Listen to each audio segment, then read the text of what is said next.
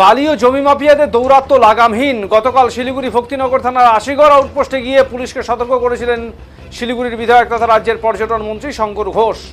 পর্যটন মন্ত্রী শঙ্কর ঘোষ করতেই টনক নড়েছে পুলিশ প্রশাসনে। শুক্রবার কয়েক ঘন্টার মধ্যে পাকড়াও বালি মাফিয়া। ধৃতের নাম উত্তম বারুই। ধৃতের বাড়ি 37 নম্বর ওয়ার্ডে বলে জানা গিয়েছে। বালি ও জমি মাফিয়াদের দৌরাত্ম্য নিয়ে গতকাল আশিগড় ফাঁড়িতে গিয়ে ক্ষোভ প্রকাশ করেছেন পর্যটন মন্ত্রী শঙ্কর ঘোষ। মন্ত্রীর ধমকের পর গ্রেপ্তার উত্তম।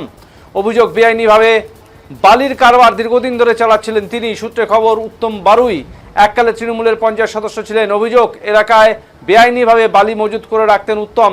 কয়েকদিন আগে তিনি ডাম্পার দিয়ে একটি বাচ্চাকে পিষে মারার হুমকি দেন বলেও অভিযোগ। কয়েকদিন আগে স্থানীয় বাসিন্দারা বিষয়টি নিয়ে পুলিশকে অভিযোগ জানিয়েছেন, কিন্তু কোনো কাজ হয়নি।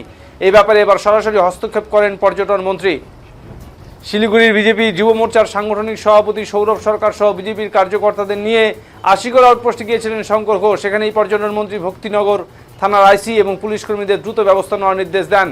এছাড়াও এলাকার এক ব্যক্তিকে শিকল দিয়ে মারধরের অভিযোগ ওঠে, সেই বিষয়েও পুলিশকে অভিযোগ করা হয়।